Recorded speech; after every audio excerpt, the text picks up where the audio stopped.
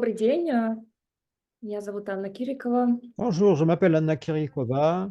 Je suis heureuse de vous voir tous avec nous. C'est cette belle journée de samedi. Nous terminons notre programme aujourd'hui, organisé ensemble par l'Institut français en Russie, programme sur le thème Manière d'être vivant. Je veux tout de suite vous rappeler que dans le Zoom, vous pouvez choisir la langue qui peut être soit la langue française, soit la langue russe, canal russe ou canal français. En bas de l'écran, vous voyez les icônes qui vous permettent de choisir la langue que vous entendrez. Je vous propose aussi, au fur et à mesure de notre conversation, de poser les questions dans le chat d'abord, et à la fin de notre rencontre, je vais essayer de les poser, de les formuler, de les transmettre à notre invité. Je vais dire tout de suite que si, pour une raison ou une autre, vous devriez quitter notre rencontre en ligne, vous pourrez toujours voir l'enregistrement dans les réseaux sociaux de l'Institut français qui seront téléchargés à la fin de notre programme, toutes les trois rencontres. Et ce qui concerne les questions d'organisation, je vous invite à poser les questions et de participer à la séance des questions que je vais poser à la fin de notre rencontre à notre invité. Ainsi, on commence. Nous continuons de parler des différentes manières d'être vivant dans le monde se répand donc bien au-delà de l'humain, du domaine de l'humain. Et aujourd'hui, notre invité est anthropologue Florence Brunoy-Pessina. Florence est directrice des recherches du Centre des recherches, du Centre national des recherches scientifiques et co-directeur de laboratoire d'anthropologie du Collège de France. Depuis les années 90, Florence étudie activement la cosmopolitique forestière, cosmologie, parmi les tribus de Quechua, Kassoa, donc en Papouasie-Nouvelle-Guinée. Nous avons une rencontre vraiment unique parce que Florence est non seulement la représentante de la science, de l'école anthropologique moderne, mais aussi la personne qui a une expérience sérieuse de vie dans la forêt tropicale en Papouasie-Nouvelle-Guinée. Et je voudrais bien qu'aujourd'hui, Florence puisse nous faire part de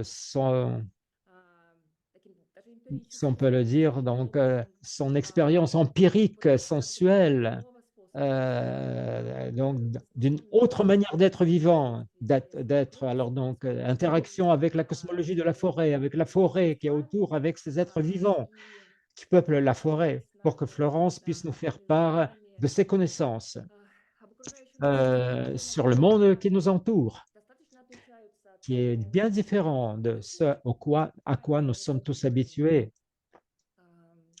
qui est, si on peut le dire, une des manières d'être vivant dans ce monde, d'existence dans ce monde, mais un autre moyen. Et je voudrais passer la parole maintenant à Florence. Bonjour Florence, et je voudrais commencer par deux citations des philosophes, des chercheurs, qui m'ont inspiré à créer ce programme. D'abord, c'est Bruno Latour. Euh, Bruno Latour, je voudrais vous faire part de cette citation magnifique. Peut-être, Florence, vous voudriez peut-être partir de cette citation et la commenter, peut-être la commenter pendant notre conversation aujourd'hui. Ainsi, Latour écrit, il cette histoire, comment a changé l'attitude à l'égard des plantes, à l'égard des animaux, c'est-à-dire à l'égard de cette altérité qui est différente de l'humanité dans les différents types de conscience. Latour écrit, les animaux et les plantes sont bons pour penser, pour penser. Parlons d'autres mots, avoir la conscience, adopter les décisions, ce de quoi nous avons parlé dans la première rencontre avec François Bouteau, dans ce cycle. Euh, euh, c'est, ensuite, la Tour cite alors donc l'anthropologue Marvin Hayes. Euh, les animaux et les végétaux sont bons à manger. Euh, et enfin, la tour termine la citation en parlant les animaux et les végétaux, en principe, sont bons pour vivre avec eux. Vivre avec eux. Et alors, donc, vivre avec eux, tenir compte d'eux, alors donc dans notre être, dans notre existence, c'est la transformation clé, si on peut le dire, dans la conscience, alors donc à laquelle vient la tour. C'est une des citations. La deuxième citation que je voudrais vous lire maintenant, c'est aussi en quelque sorte, c'est une entrée dans notre conversation avec Florence. C'est la citation tirée de Eduardo Kohn, anthropologue latino-américain, qui est maintenant professeur de l'anthropologie au Canada. Eduardo Kohn écrit, alors, nous ne sommes pas la seule espèce. Il parle aussi de son expérience de vie avec les premiers peuples, les aborigènes. Et il écrit alors donc un texte métaphorique. À mon avis, c'est vraiment donc une très belle intervention. Alors donc, je cite Kohn.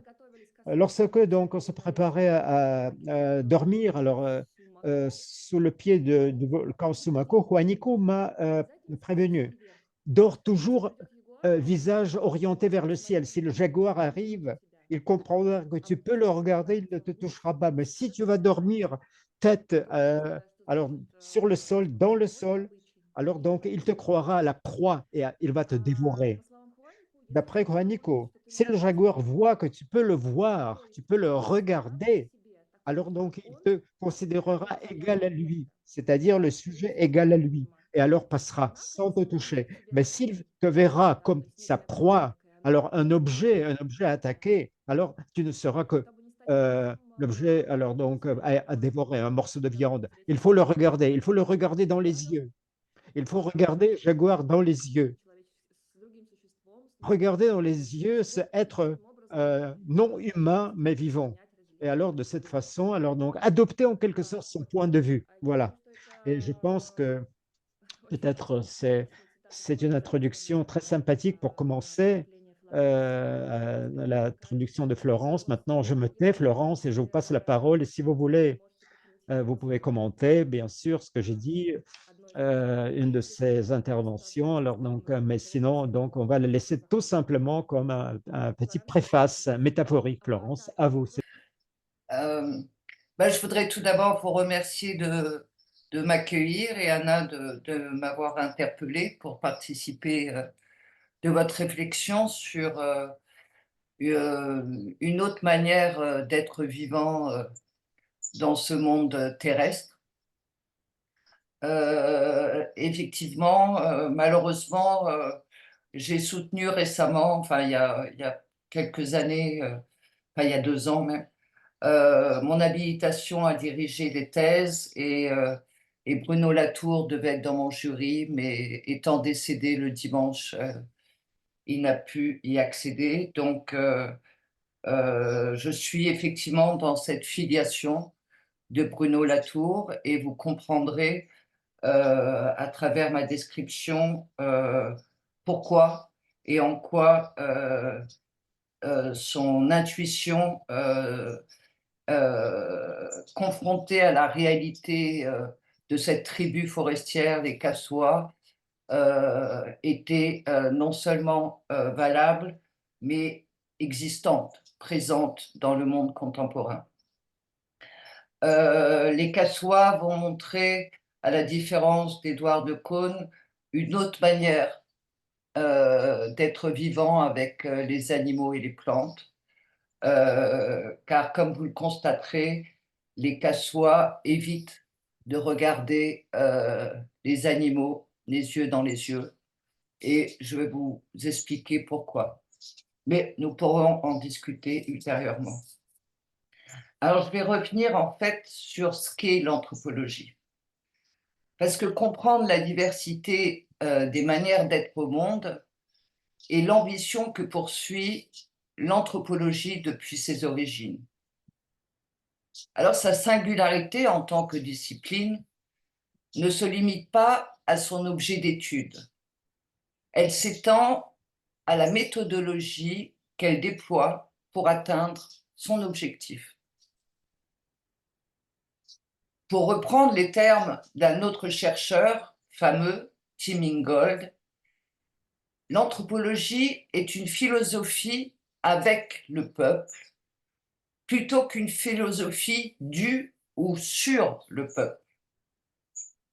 Et c'est généralement au plus loin de sa demeure, c'est-à-dire au plus loin de son peuple, que l'ethnologue s'aventure pour poursuivre la promesse de vivre une expérience nouvelle d'être au monde. Immergé dans le quotidien de ses hôtes, observant comme participants de leur vie imaginaire et matérielle, l'anthropologue apprend, dans le temps et dans l'espace, à percevoir et penser le monde autrement. Il apprend à agir, interagir et réagir sur le monde autrement. Bref, l'anthropologue apprend à être humain autrement. Alors cette expérience existentielle est bien sûr exaltante. Elle n'en demeure pas moins déstructurante.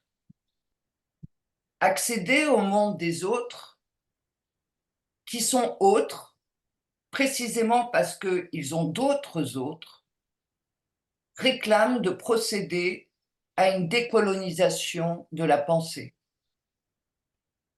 Il s'agit de relativiser son mode d'être le plus intime, les schèmes et les concepts, les valeurs et les lois qui l'animent et animent son interprétation de la diversité des comportements en présence.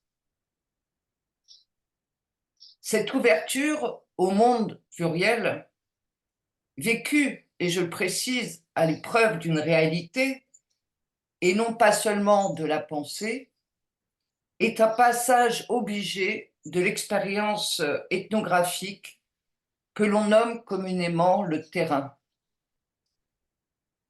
De son succès dépend l'entière compréhension de l'autre, comme l'habilité à pouvoir traduire sans trahir ses manières de vivre et de tisser le monde, autrement dit, ses manières originales d'imaginer, d'organiser et d'activer les propriétés et les relations qui lient les humains et les relient aux existants d'un monde composite et décidément composé à sa mesure.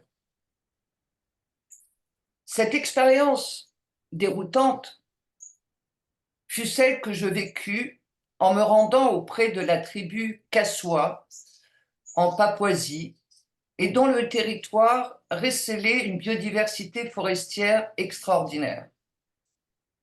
Les terres Kassoua s'étendent en effet sur 2000 mètres de dénivellation, renfermant 3 écosystèmes forestiers et démultipliant les biotopes et les biomes d'eau douce, accueillant une faune aussi diverse que variée.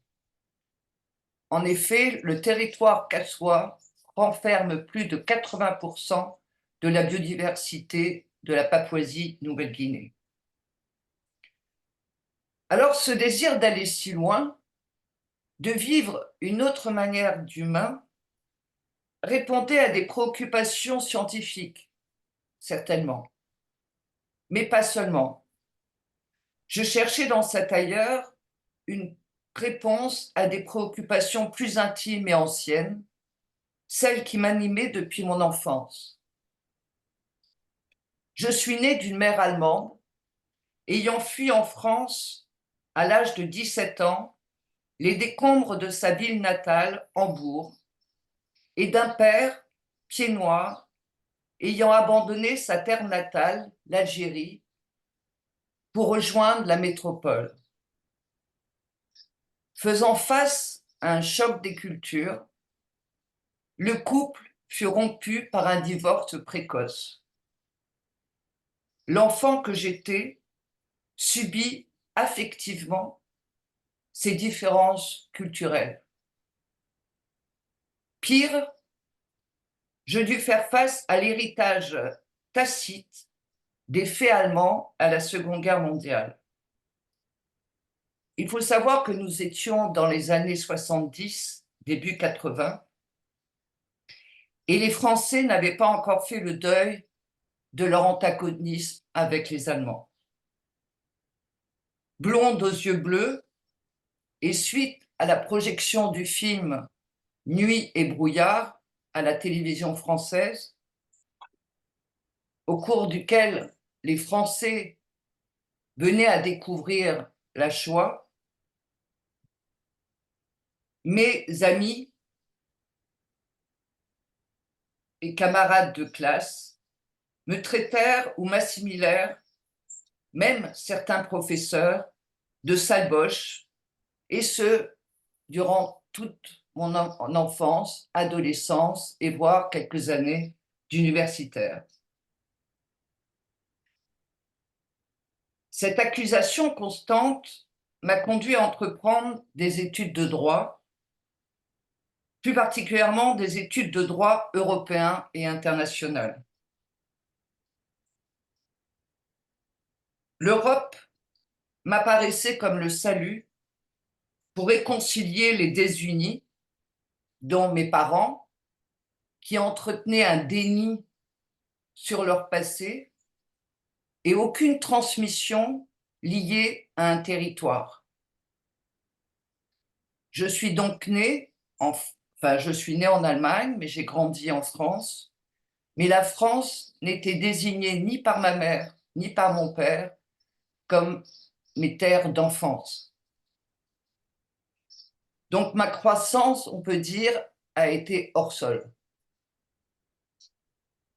Et pourtant, j'avais et je grandissais dans la société française.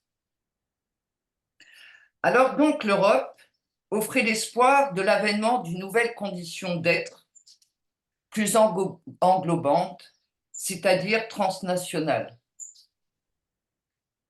Mais fondée davantage sur une économie que sur les différences culturelles, le droit européen montrait à cette époque les limites à mon ambition intime. Ce qu'aujourd'hui, elle dément, vu la solidarité que manifestent les Européens, non seulement face à l'international et à ses crises, mais aussi face aux crises internes à chacun des pays avec la montée du populisme. Et ce spectre qui revient et qui a été la cause même des guerres. Une maladie grave pour laquelle je fus immobilisée 6 mois à l'hôpital après mon master de droit européen me donna l'opportunité de découvrir une autre voie plus généreuse à l'égard des cultures, l'anthropologie. Et c'est un livre, Mœurs et sexualité en Océanie, écrit par la fameuse anthropologue Margaret Mead, qui me détermina à emprunter ce nouveau cheminement. Non seulement cet ouvrage révélait l'étonnante créativité culturelle des sociétés, mais aussi combien l'anthropologie valorisait l'altérité. L'exemple qui fut déterminant était illustré par un père de la tribu Arapesh du Sepik qui expliquait à son fils les bienfaits de l'exogamie par laquelle les humains évitaient l'inceste. Voici les propos tenus par ce père à son fils, épris de sa sœur et ne refusant de se marier avec un autre clan. Le père dit à son fils, « Tu as ton père, ta mère, ta sœur, tu les as, ils sont près de toi. Mais si tu te maries avec une autre jeune fille, tu auras ton père, ta mère, ta sœur. Mais tu auras en plus un beau-père, une belle-mère, des beaux-frères. » Nous le voyons, ici, l'altérité est synonyme de nourricière, non conflictuelle. Elle enrichit l'identité en déployant une plus grande diversité des relations. Et c'est bien cette générosité devant l'altérité qui décida ma conversion en ethnologue et mon choix de me rendre en Papouasie-Nouvelle-Guinée. Plus particulièrement auprès d'une population évoluant dans la jungle. Je voulais également côtoyer l'extraordinaire créativité de la vie sous toutes ses formes. Et mon expérience auprès de Kassoua ne démentira pas la pertinence de mon choix. Cette longue et première expérience de vie partagée, durant 3 années, sans revenir sur mes terres d'origine, m'avait conduit à m'identifier pleinement à leur milieu, comme à leur manière d'y agir et réagir. Mes inventaires systématiques des plantes, des animaux, des esprits, des minéraux, des géologies renforçaient indéniablement cette identification. Ce travail d'inventaire se complétait par une approche de la sensibilité des Kassoua. Et c'est ainsi que, prenant pour exemple mes hôtes, je suis devenue petit à petit capable de reconnaître aux sons, aux odeurs, aux formes, aux matières, aux comportements, les êtres vivants en présence et les nommer distinctement. Ce long terrain s'apparentait à un vécu original au cours duquel j'avais appris à vivre une autre façon d'être humaine, celle d'habiter non pas limitativement un environnement, un décor, mais bien un monde exubérant de vitalité, exigeant de ma part de mobiliser des sens particuliers et une culture de l'attention exacerbée. Cette plasticité interpella mon corps, bien sûr, et tout d'abord. Expérimentant un autre univers d'une richesse exemplaire, j'ai dû apprendre à me mouvoir dans l'espace autrement, à bouleverser ma mémoire phénoménologique de l'acté et surtout à renoncer à recourir au sens de la vision prioritaire dans nos sociétés. La maladresse de mes débuts en forêt témoignait de la nécessité de bousculer dans ma démarche. Je trébuchais, me cognais aux racines, glissais sur les roches jonchant les rivières, provoquant les fous rires des Kassoua. Puis, avec l'expérience partagée, répétée, je me surpris soudain à écouter et non regarder, à faire corps avec ce monde qui m'était pourtant étranger. Cette métamorphose n'échappait pas au Kassoua, qui aussitôt me gratifiait. Tu marches comme une Kassoua maintenant. C'est-à-dire qu'en abandonnant la vision qui est le sens dominant au sein de nos sociétés dites modernes, d'où est né le perspectivisme en peinture, avec cette notion d'horizon et au début manifestée par une fenêtre par laquelle on accédait à la nature. En milieu tropical, il faut comprendre que la vision n'a aucune portée dans la mesure où les arbres viennent rompre son pouvoir, les troncs venant obstruer toute tentative de perspective horizontale. Et effectivement, je focalisais mon regard sur mes pieds, ce qui me conduisait à tomber, et parfois gravement, surtout quand je traversais un ravin sur un tronc, que les Kassoua franchissaient pieds nus et avec une aisance déconcertante, tandis que moi, chaussé par des rangers de jungle, non seulement je glissais, mais bien sûr, j'étais très mal à l'aise et il m'est arrivé de tomber soit d'un précipice haut, soit sur des palmiers qui avaient des épines, et mon corps était recouvert de ces épines. Et bien sûr, j'étais consternée, car pour les Cassois, cela traduisait de ma part le fait que je n'étais pas en harmonie avec la forêt et provoquait systématiquement leur fou rire, alors que moi, je souffrais le martyre. Donc déjà, il y avait un décalage de réactivité, et celle-ci, je l'ai abandonnée lorsque, lors d'une marche en forêt, je suis tombée sur un espace que les sangliers avaient déterré, et je faisais face soudainement aux racines.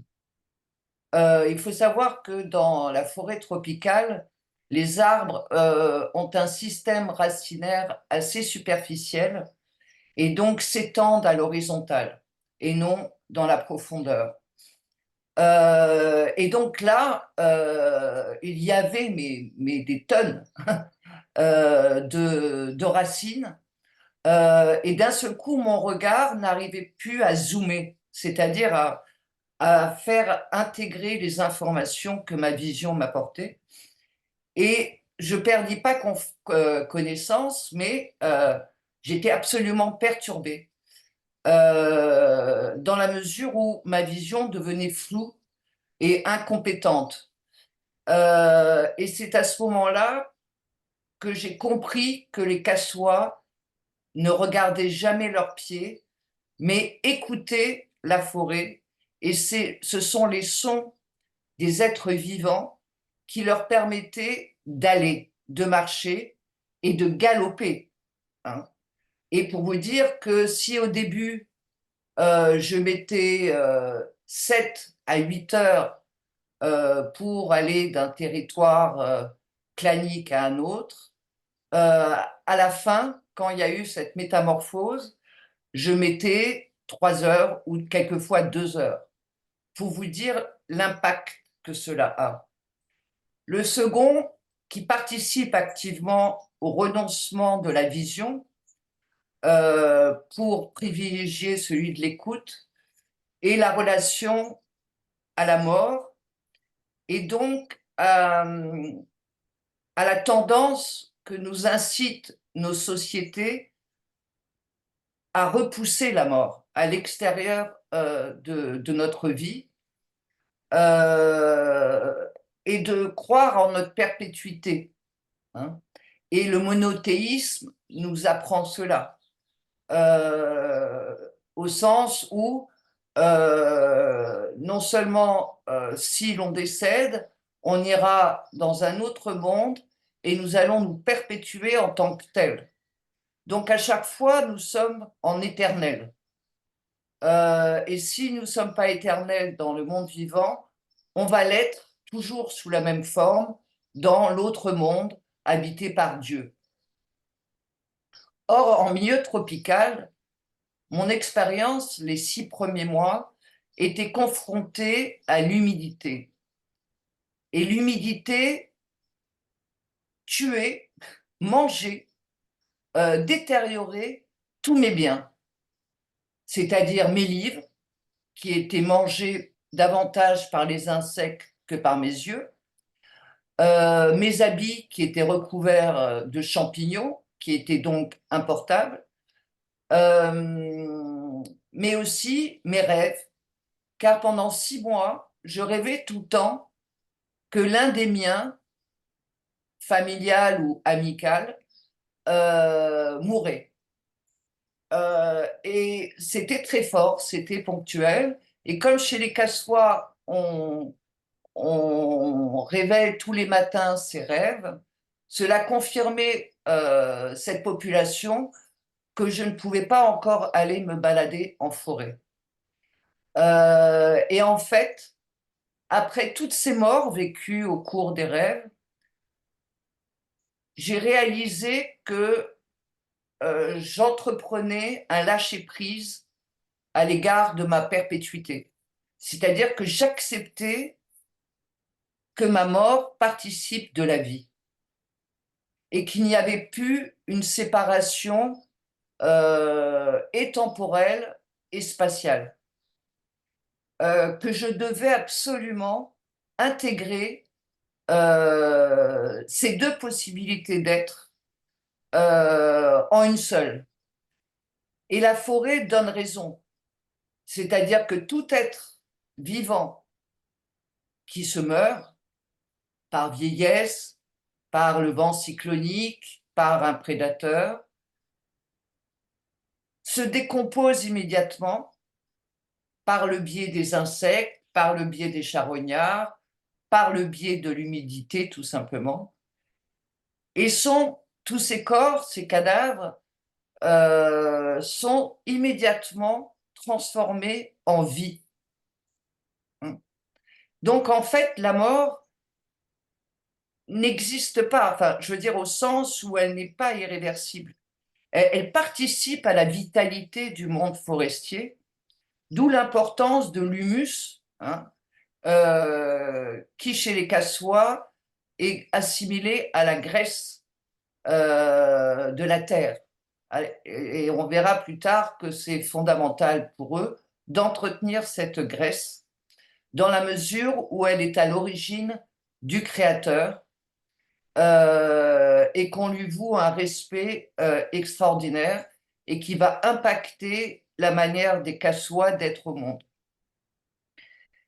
Donc en fait, c'est aussi ce lâcher-prise et cette compréhension que la mort participait de manière indissociable, intrinsèque de la vie, qui m'a permis aussi de renoncer à la vision, dans la mesure où la vision se traduit par cette perpétuité aussi, d'observer l'horizon. Or, en forêt, regarder devant soi n'a aucun sens. En revanche, écouter le monde forestier nous dit qui sont présents avec nous, nous signale quelque chose qui peut être un cri de peur ou un cri de bien-être, ou en tout cas une activité qu'entreprennent les êtres vivants ou qui réagissent à des expériences qui vont se communiquer aux êtres humains. Et c'est ainsi qu'on apprend à écouter le monde pour mieux se positionner en tant qu'être humain. Et cette expérience de lâcher prise sur la mort m'a permis ce bouleversement cognitif, mais aussi d'accéder spontanément au fait que pour les Cassois, la forêt ne se limitait pas au monde visible, perceptible, dans la mesure où, pour eux, à cette forêt déjà dense et multi-habitée, donc j'ai identifié, moi toute seule, et pour vous dire que c'est beaucoup, mais c'est pas suffisant, mais j'ai identifié 1500 espèces d'arbres et plus de 600 espèces animales, et je ne compte pas bien sûr les insectes qui mériteraient une vie, je pense, d'inventaire. C'est pour dire la multiplicité des êtres vivants. Mais celle-ci ne se limite pas à celle-là, dans la mesure où pour les Cassois, vivent dans la canopée un monde invisible, donc imperceptible aux yeux, mais qui s'exprime effectivement par les sons et qui est habité par des humains similaires aux Cassois, mais qui ont un statut d'être les maîtres de gibier, donc de tous les animaux, ou les maîtres de la fertilité, cette graisse dont je vous ai parlé, qui pour les Cassois est à l'origine des créateurs.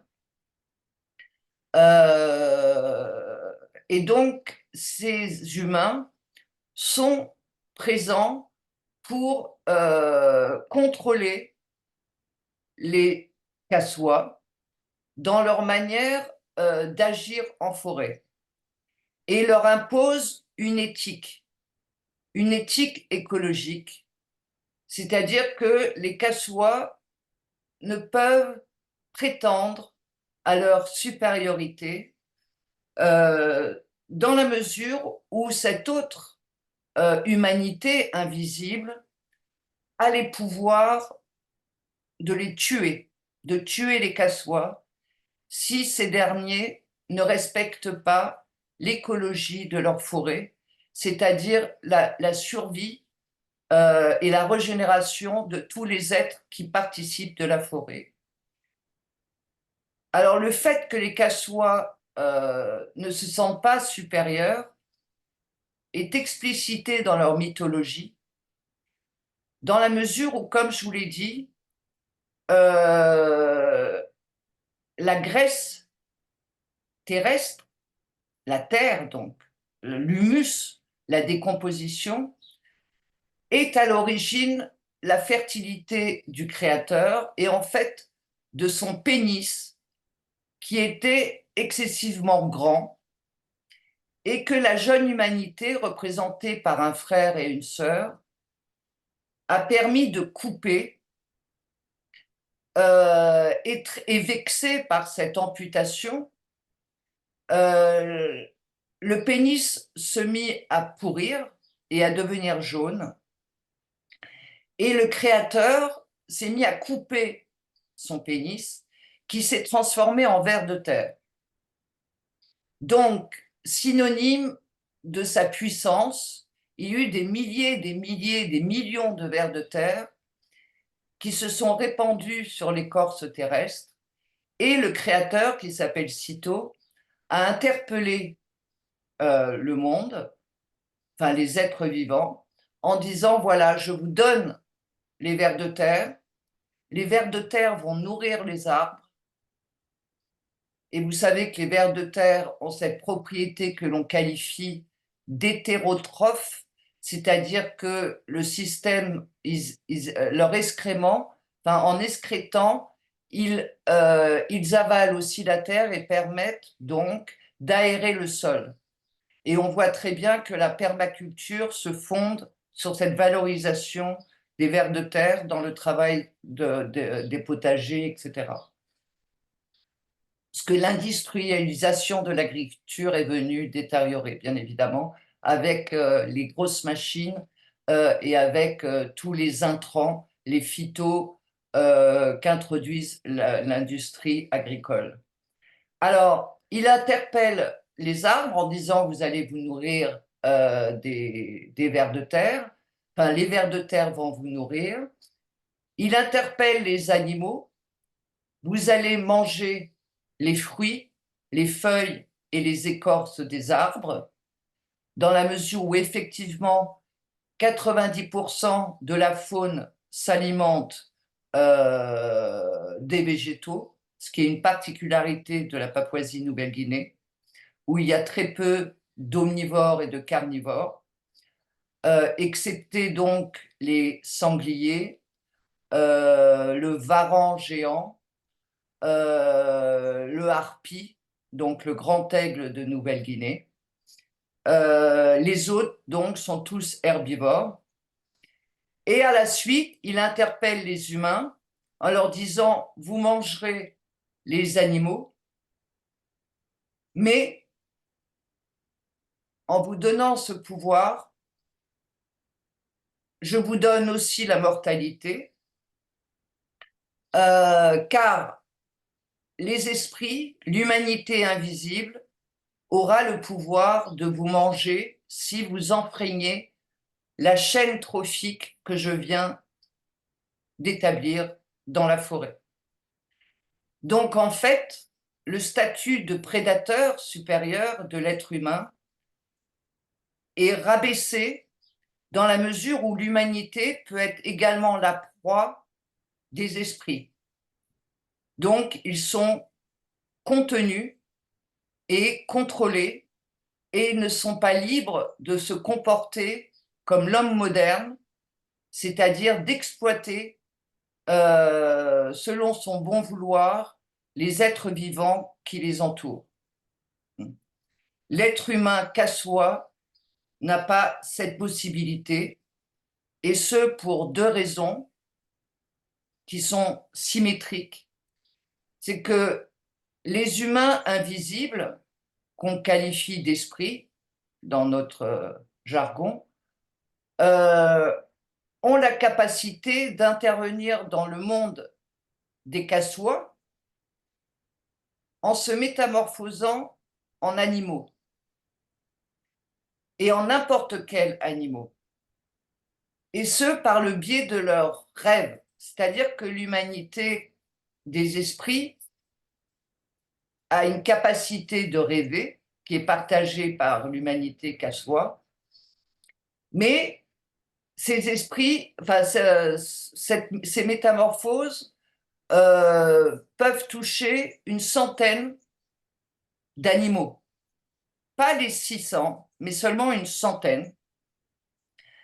Et en fait, cela signifie qu'un kassois qui est en forêt n'est jamais sûr de l'identité que recouvre l'animal qui est en face de lui. Il ne sait pas si c'est un animal ou un esprit. C'est pour ça qu'à la différence de ce qu'a décrit Eduardo Kohn, les Kassois ne vont pas regarder en face l'animal, mais au contraire, ils vont se retourner et l'interpeller en disant « Si vous êtes un esprit, partez ». Et bien sûr, en parlant ainsi, l'animal va fuir. Et souvent, au détriment de l'ethnologue que je suis, affamé, qui espérait pouvoir manger de la viande. Mais le kassois va me rassurer en disant « Tu vois, j'ai bien fait, je nous ai sauvé la vie. Ce n'était pas un animal, mais un esprit. » Or, cette capacité qu'ont les esprits d'intervenir dans le monde des kassois sous la forme du gibier, chassé et tué par l'homme, est en fait similaire à celle des kassois qui eux aussi rêvent. Et au cours de leur activité, leur âme, qui se matérialise par l'ombre portée, se métamorphose elle aussi en animal qui va arpenter le monde de l'humanité des esprits. Et elle aussi, donc son âme, par cette métamorphose, va s'exposer à la chasse des humains esprits. Donc, cette possibilité qui est donnée aux deux humanités, qui impose une réciprocité des relations, vient abolir la différence entre l'humanité et les êtres vivants. Chez les Kassois, on ne peut pas parler d'une dichotomie entre la culture, celle des humains, et la nature, qui serait celle des êtres non humains, régis par une loi qui leur serait propre, une conception qui est particulièrement partagée par non seulement les Occidentaux, mais vu qu'on voit que même les populations non occidentales, comme la Russie, la Chine, les Brexit, endossent cette même conception où le monde est divisé en deux domaines, celui des hommes, parce qu'ils ont de la culture qui leur est propre, et celui de la nature, qui est renfermé dans une catégorie externe à la vie humaine, et donc qui permet son exploitation, qui permet à l'être humain d'en disposer à sa guise et de le détruire comme ce qu'il l'a fait, et qui nous amène aujourd'hui au dérèglement climatique et à la 6e extinction du monde vivant, qui est la dernière et qui est le fait de nos sociétés industrialisées et qui n'est bien sûr pas le fait des Cassois. Donc, ces expériences au monde que j'ai partagées m'ont induit en fait à vivre, à me rapprocher, voire même à m'identifier à leur manière d'évoluer en forêt.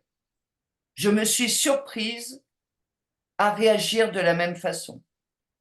Je me suis surprise à rire pour les mêmes raisons ou à pleurer. C'est-à-dire que c'est à travers l'expression de mes émotions que j'ai réalisé enfin,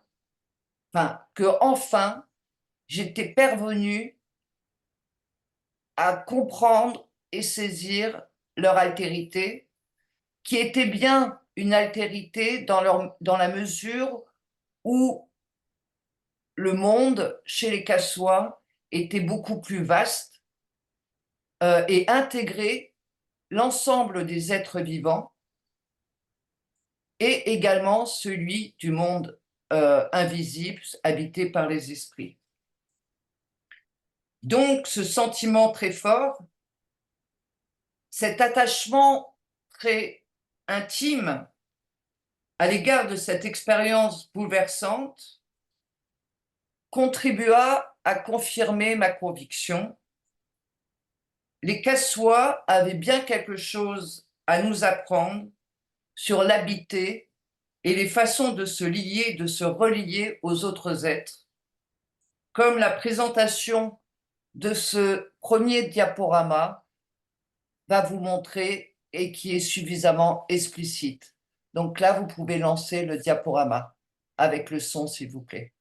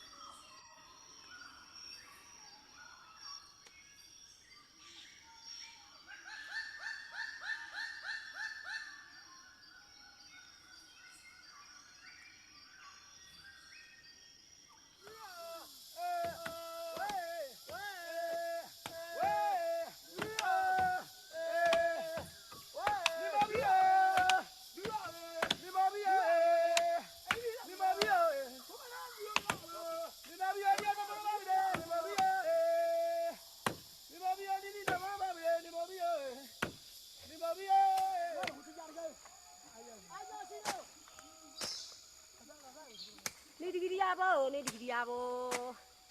Isen waya di digiri yabo. mấy cái này thì đi à bố à đây đi này này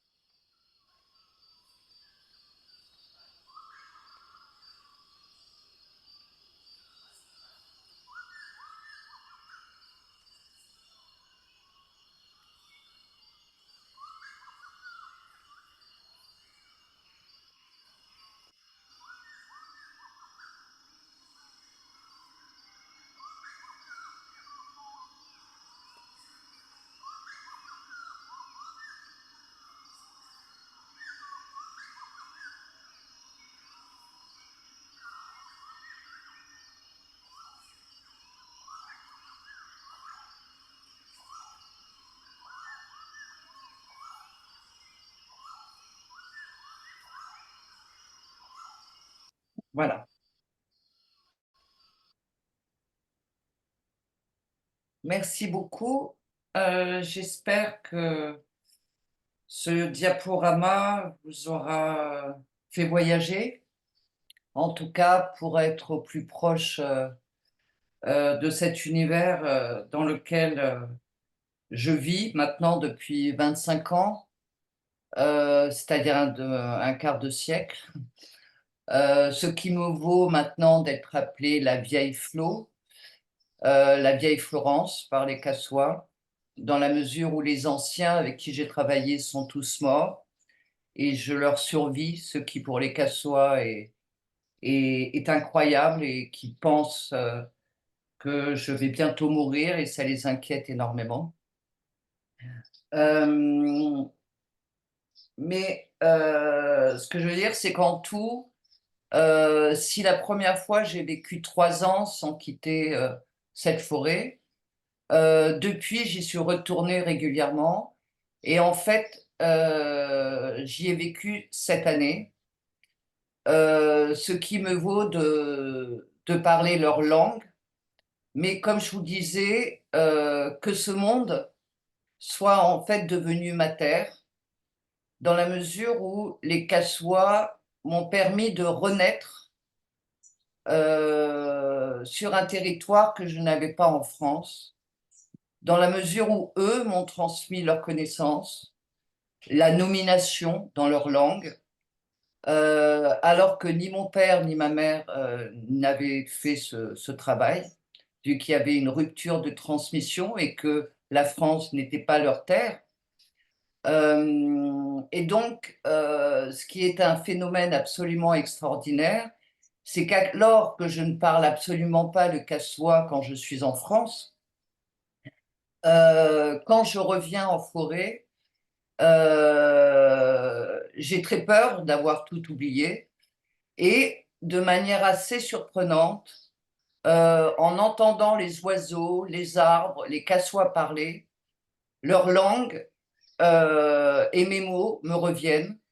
Et au bout d'une semaine, je reviens dans ce monde forestier qui est mien. Et donc, je suis très fortement identifiée à ce monde.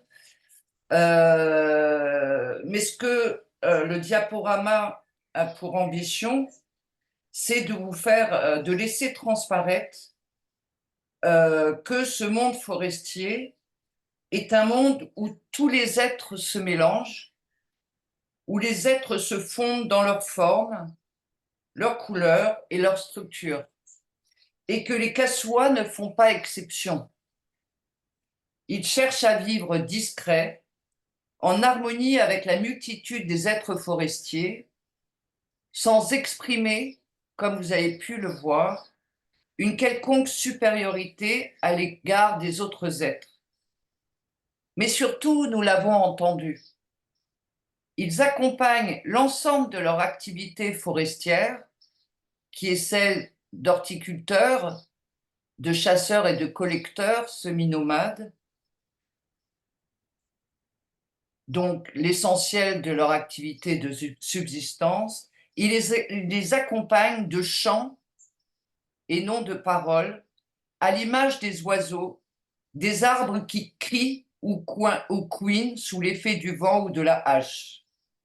Et cette harmonisation des comportements est volontaire, car pour les cassois, tous ces autres sont des alter-ego, doués d'une intentionnalité, d'un savoir et savoir-faire sur et avec le monde. Ils sont acteurs et à ce titre, tous ces êtres, vivants et spirituels, agissent, interagissent avec les humains, lesquels réagissent en retour, l'inverse étant vrai. Ils sont surtout, comme je l'indiquais, interdépendants les uns des autres, car liés par une relation réciproque de vie et de mort. Et comme nous l'avons vu, les cassois ne peuvent échapper à cette interdépendance. Au point d'ailleurs que les cassois font propre d'une logique cartésienne. Ils affirment volontiers « nous rêvons, les esprits existent » ou, pour une autre version, « les esprits existent, nous rêvons ». Donc, les activités oniriques instaurent une véritable ambivalence autour des frontières distinguant ces deux réalités. Également, et ça va m'amener à la au second diaporama, j'ai pu constater par mon expérience, vu que je partage ma vie avec un artiste plasticien, que le fait que la vue ne soit pas le sens dominant, gérant l'appréhension du monde qui nous entoure, la figuration n'avait pas de sens pour les cassois. C'est-à-dire, quand je leur montrais une photo, ils la tournaient et ils ne comprenaient pas ce que représentait, même si c'était des êtres humains, même si c'était eux, ils se prenaient à tourner la photo pour comprendre le sens. Et de même pour le dessin, quand mon époux dessinait des individus, il manifestait la même incompréhension. En revanche, quand je vais vous montrer maintenant les manières dont les cassois ont adhéré à la manière qu'a eu mon époux de figurer le monde dans lequel lui-même avait été émergé. Et on va pouvoir voir Et pour aller en profondeur dans la conception qu'assoit, je vous laisse regarder le second diaporama, qui dure 5 minutes aussi.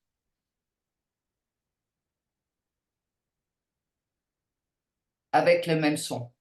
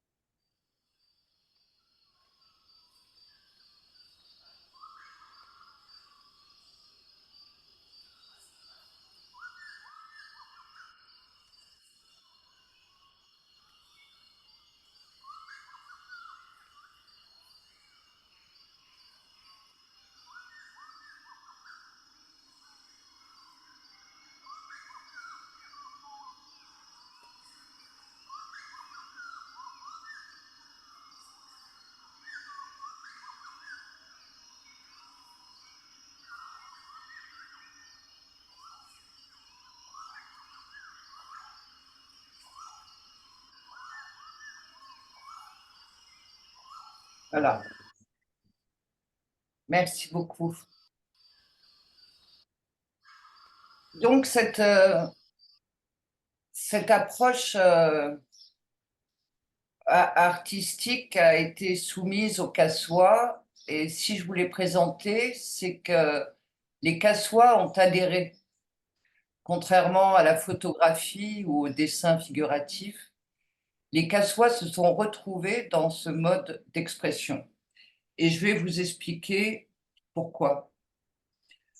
Et en quoi ce monde forestier, qui s'assimile pour les Cassois à un cosmos forestier, exerce une incidence sur leur manière d'être au monde et donc d'être vivant et avec le vivant. Ce que j'ai appelé le savoir-vivre ensemble, qui les distingue de nos sociétés qui ne savent plus vivre avec les autres, comme le manifeste le changement climatique et la 6e extinction.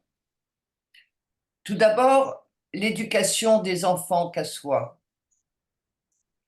À la différence de nos enfants qui vont dans une école généralement désolidarisée du monde vivant, ou parfois seulement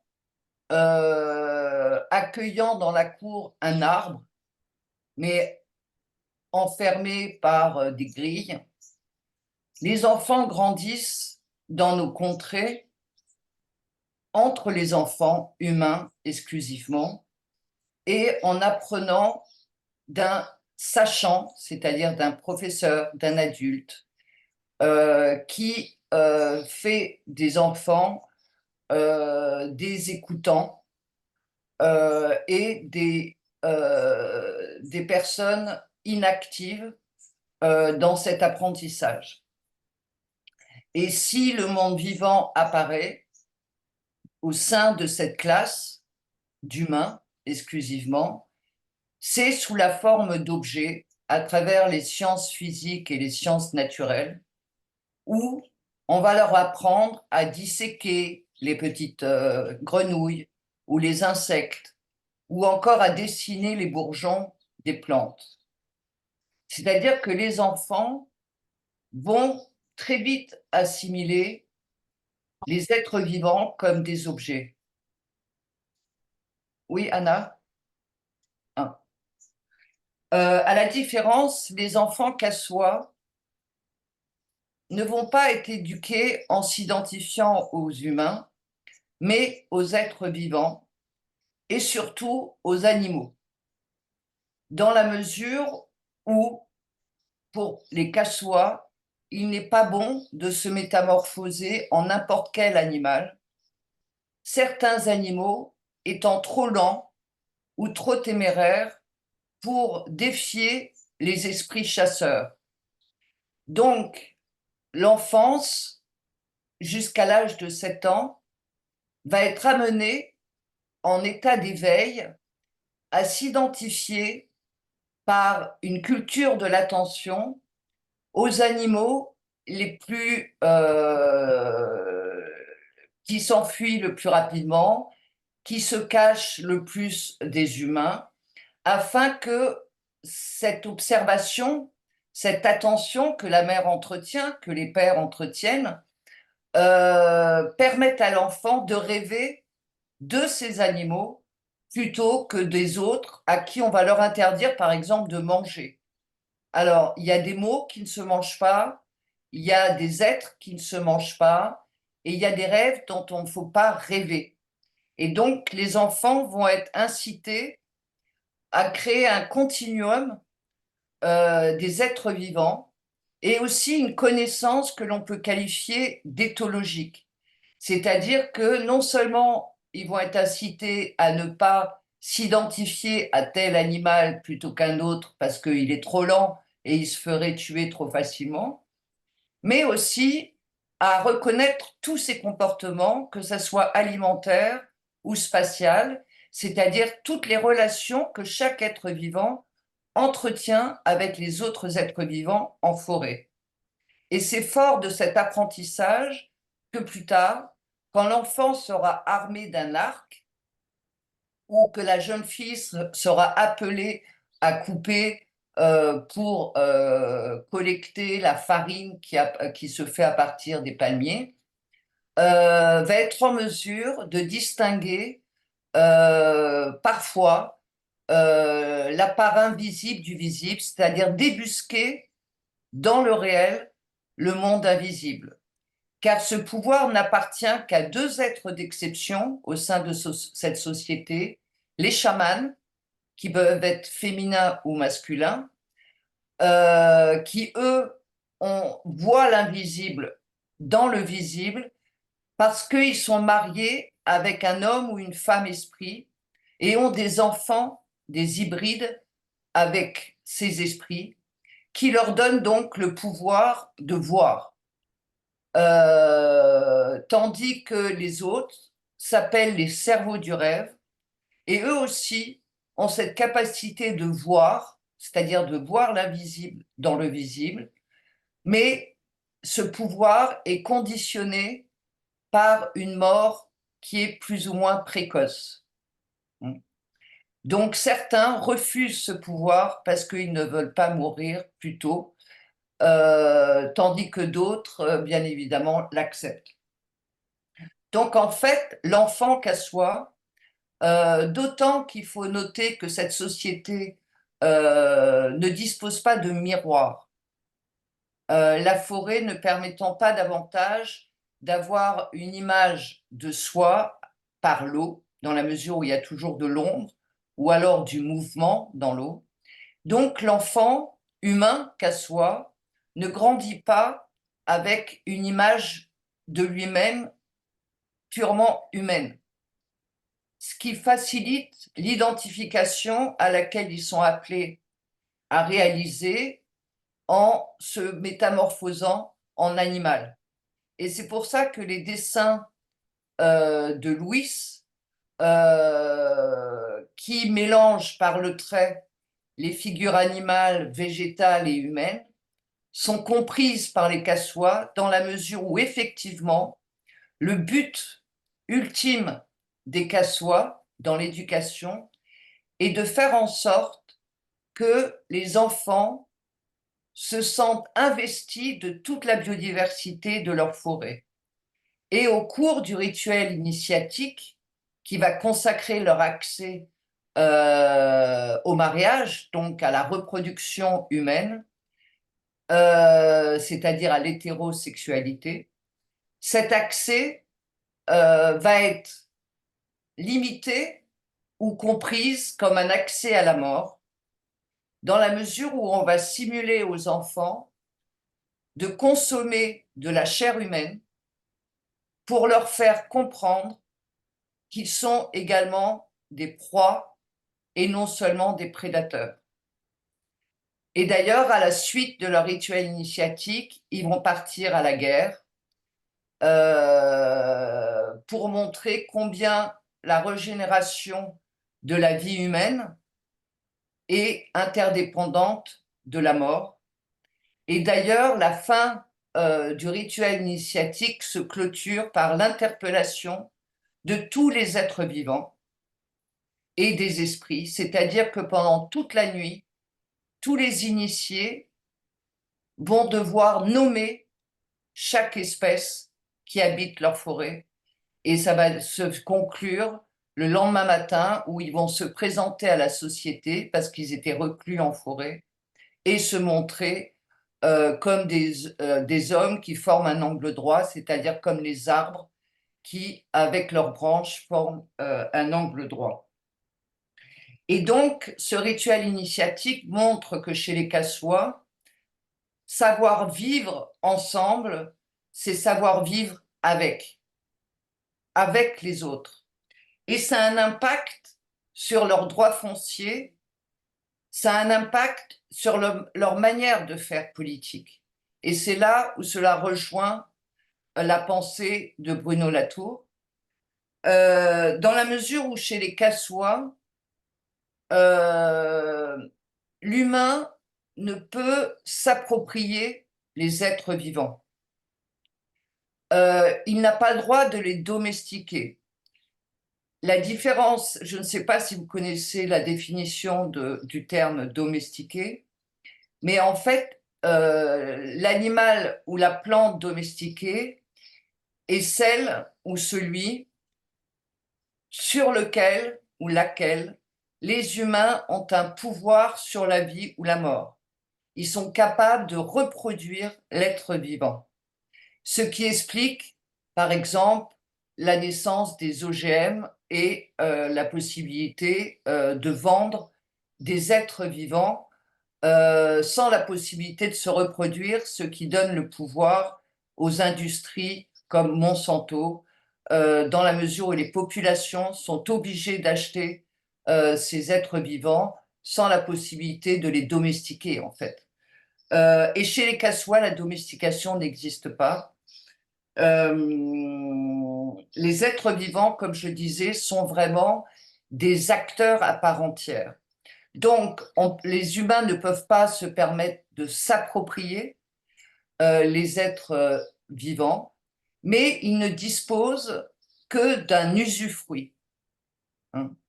Alors, l'usufruit vient bien sûr s'opposer à la propriété que soulèvent nos systèmes à nous, hein, dans la mesure où l'usufruit développe une polyvalence des relations entretenues avec les êtres vivants, alors que nous, en mettant la propriété, que ça soit privée ou étatique, on instaure une relation unilatérale entre l'être humain et les êtres vivants, à savoir d'en disposer.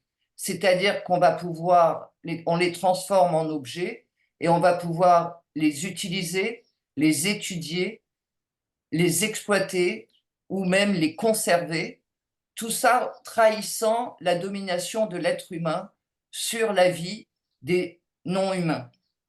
Alors, cette catégorisation où l'être vivant est un acteur à part entière du monde, où les humains, comme les cassois, sont amenés à cohabiter, à vivre avec,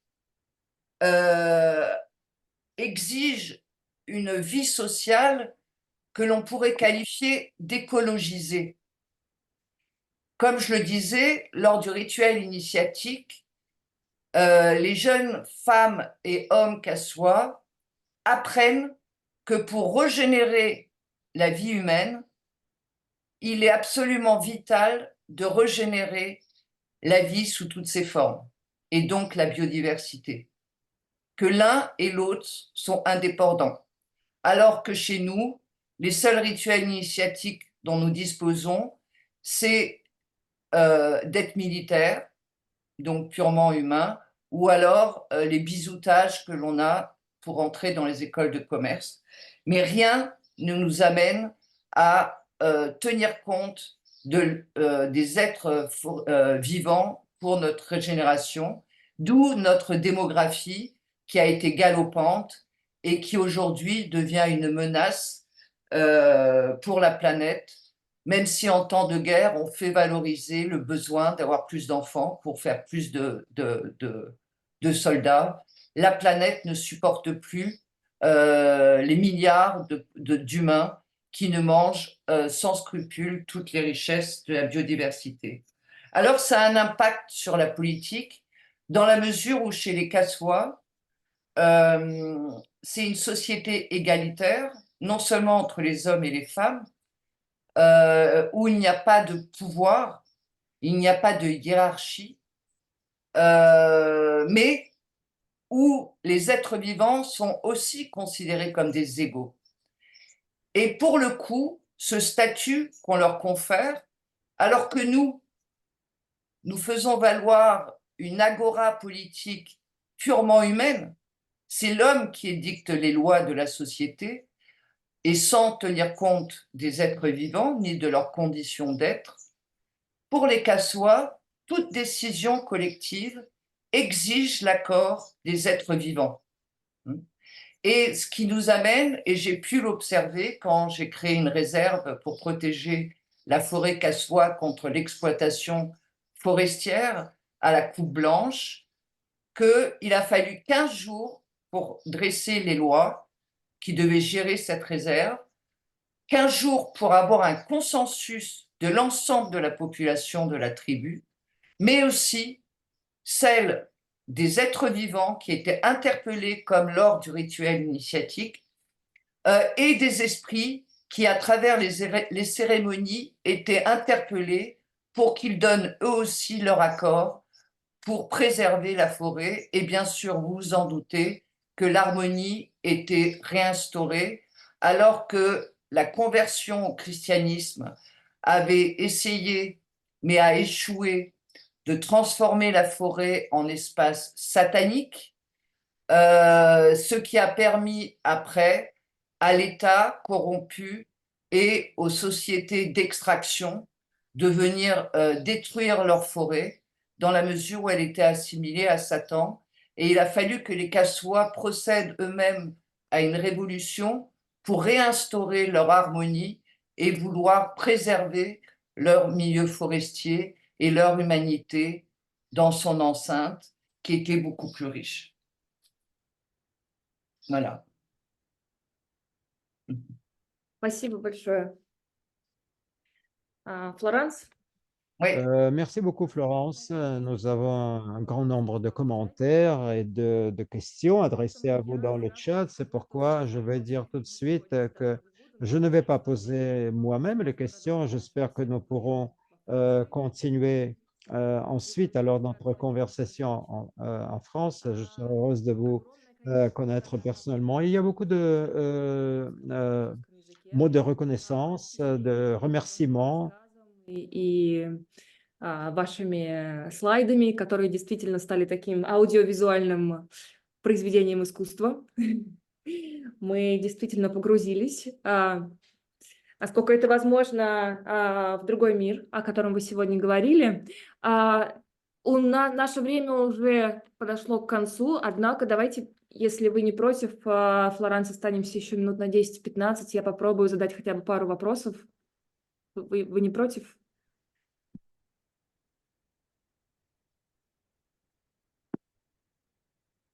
je n'entends pas la traduction. Михаил? Il n'a plus de connexion, je crois. Ah, Alors, c'est on quelqu'un attend, d'autre. on attend juste un peu. Non, ma question était si vous avez peut-être encore 10 minutes ou 15 minutes pour qu'on puisse faire des questions. Oui, qui oui, sont- bien sûr, bien sûr.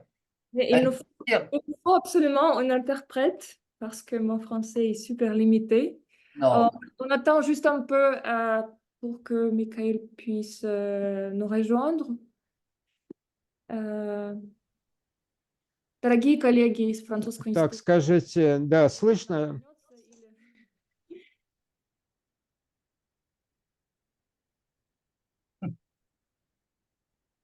Да, Михаил,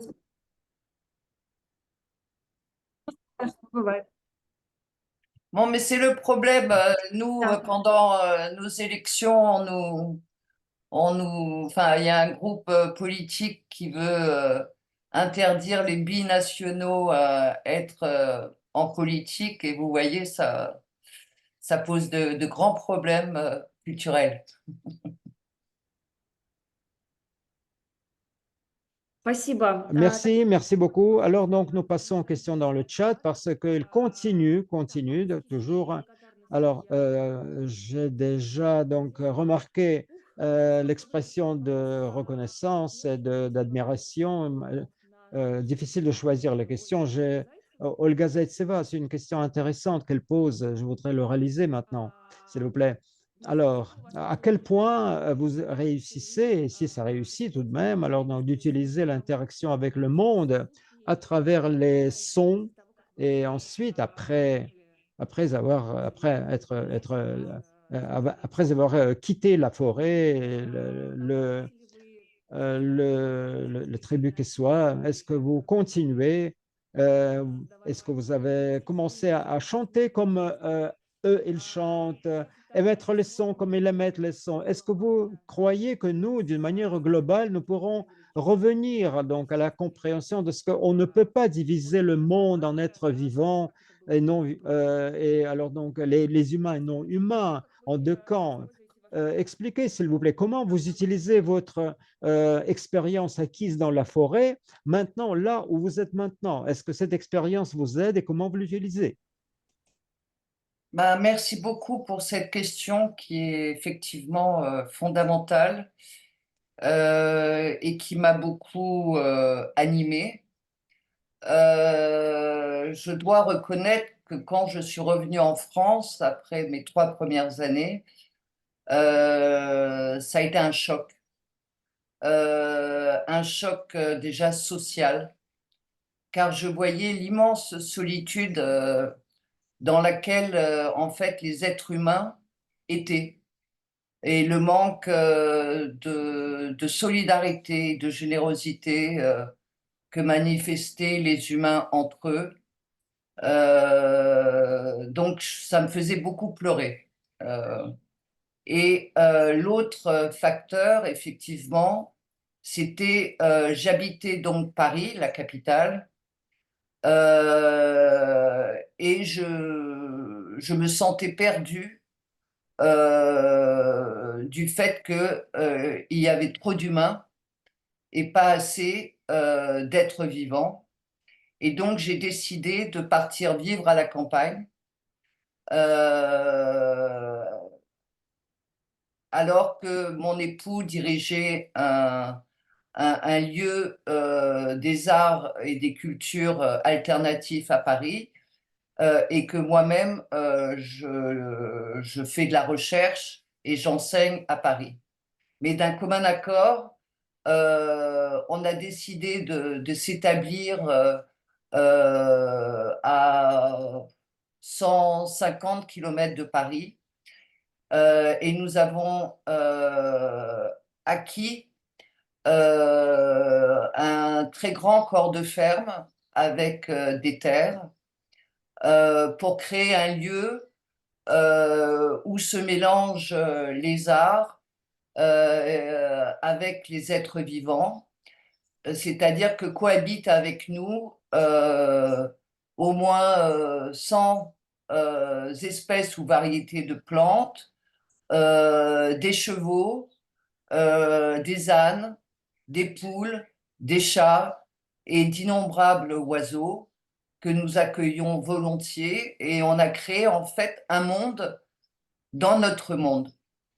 Un monde où effectivement le son est omniprésent, et par lequel en fait j'ai réussi à garder un lien avec mon expérience cassois, c'est-à-dire de m'enrichir aussi avec ces êtres vivants. Et je travaille beaucoup sur la communication avec les chevaux, mais aussi avec les poules qui en sont dotées, et les chats et les chiens. Dans la mesure où je me nourris de leur altérité et que me nourrir que des humains ou de la consommation ou des manières d'exploiter le monde vivant ou de se limiter à la consommation m'appauvrissait. Donc effectivement, en partant à la campagne, j'ai essayé de me rapprocher au plus près, même si bien sûr ce n'est pas la forêt tropicale, hein, en Bourgogne, mais au moins je partage ma vie avec des autres qui ne sont pas humains et où l'expression artistique côtoie l'expression des animaux et des plantes à travers leurs couleurs, leurs formes et leurs structures. Et ça, c'est pareil que chez les Cassois, où l'être humain, les seules cérémonies qui existent chez les Cassois, c'est des cérémonies de performance où, comme vous avez peut-être pu voir dans l'image, dans une certaine image, les danseurs et les chanteurs, hommes, femmes, sont costumés avec des plumes, des peaux de mammifères, des franges de palmiers, des écrevisses qui forment les hochets. En fait, ils portent en eux la biodiversité, dansent et utilisent le point de vue d'un oiseau pour représenter le monde des humains, c'est-à-dire la verticalité et la distanciation, ce que fait l'artiste également. Et c'est pour ça que l'abstrait, et pour les Cassois comme Kandinsky, la manière de représenter les relations, d'autant que chez les Cassois, ce sont les couleurs, comme on l'a vu dans leur forêt, qui créent les groupes et qui créent en fait, par exemple aussi les tabous alimentaires, où le rouge, c'est le sang.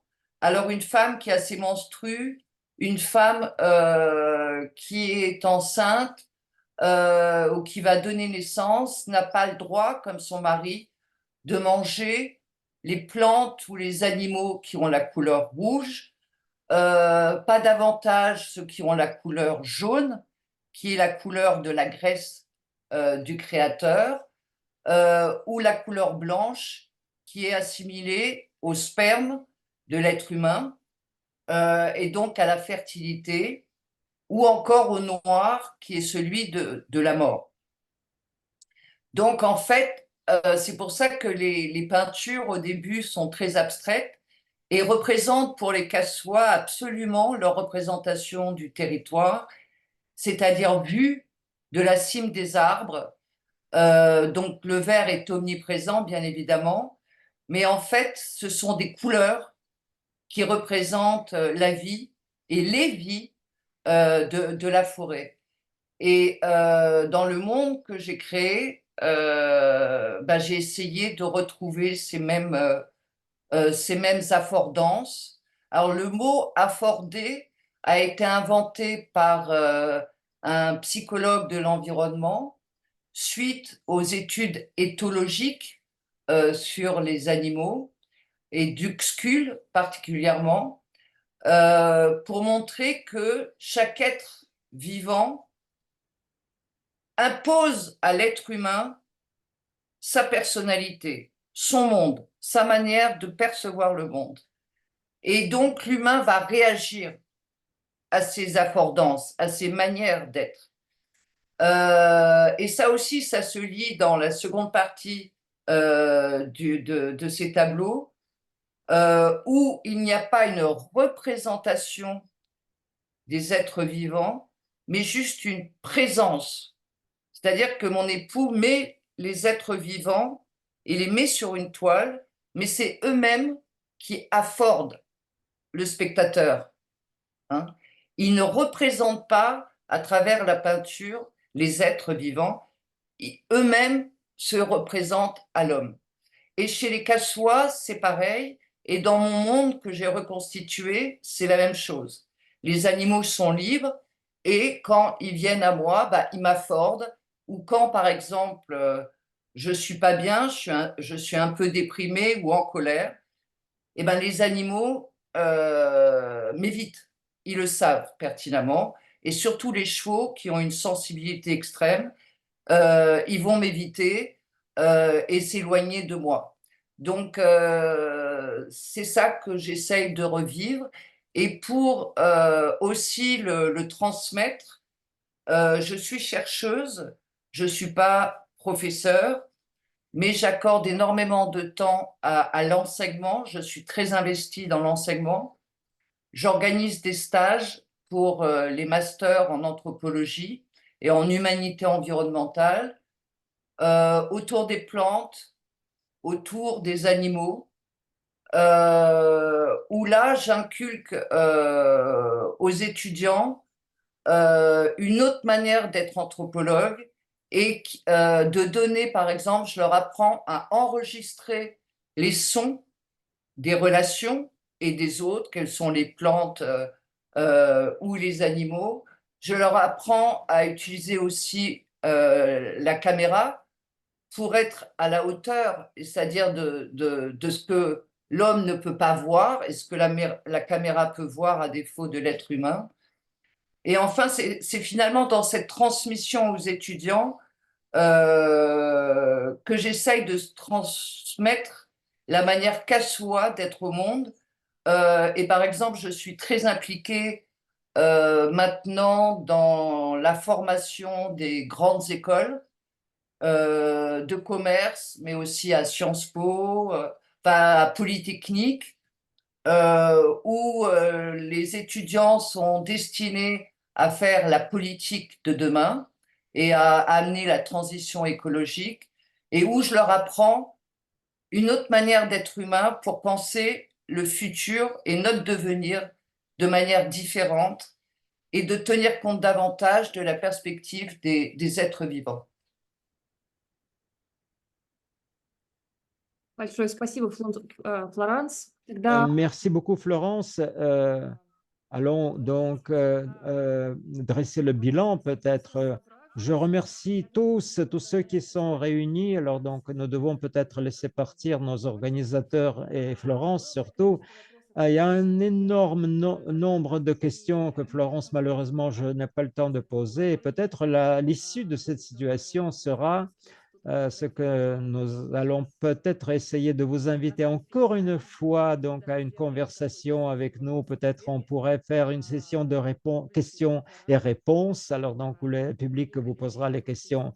Chers collègues de l'Institut français, pensons-y, pensons-y.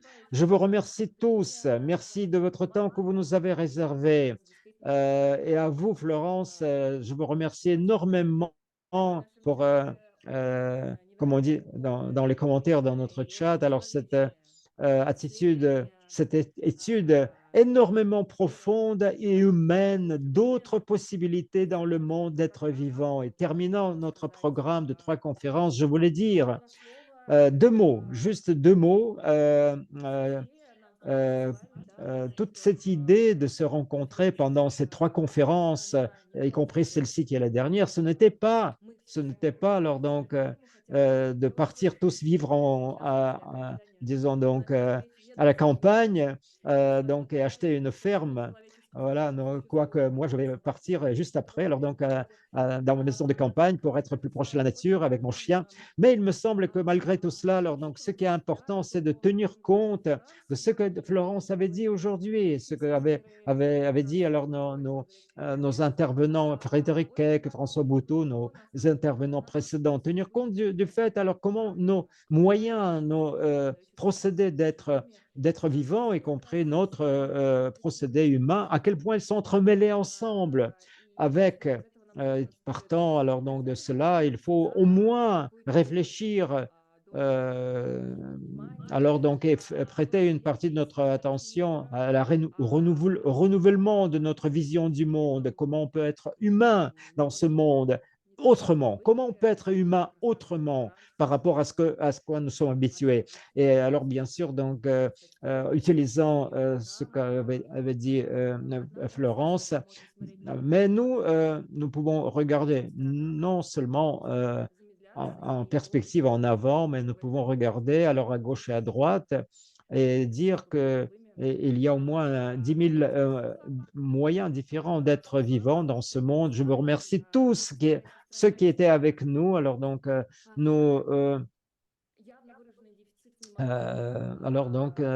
allons donc compenser alors notre manque d'intérêt avec pour d'autres êtres vivants dans le monde. J'espère que voilà, on va le faire. Ceux qui sont joints à nous uniquement aujourd'hui, je rappelle que toutes les conférences et toutes ces discussions seront accessibles dans les réseaux sociaux de l'Institut français. Florence, encore une fois, merci beaucoup pour ce récit fantastique, alors passionnant. Merci aux organisateurs et je veux remercier non seulement de moi-même, mais donc d'autres auditeurs, donc à l'interprète Michael qui était avec nous.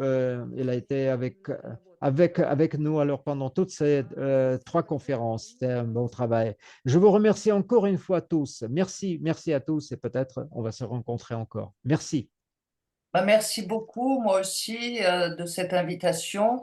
Et bien sûr, je serai disponible pour organiser une autre session et répondre à vos questions, vu que c'est de cette manière que la transmission est au concret vu qu'effectivement j'ai abordé la vision d'une société très lointaine, mais contemporaine, je tiens à le préciser, permet de l'intégrer au quotidien et même de façon d'acter dans la société d'aujourd'hui et même en milieu urbain. Car j'ai beaucoup d'étudiants qui le démontrent, donc je pourrais vous le partager également. Bah, merci beaucoup pour cette invitation et j'étais très honorée de partager mon expérience.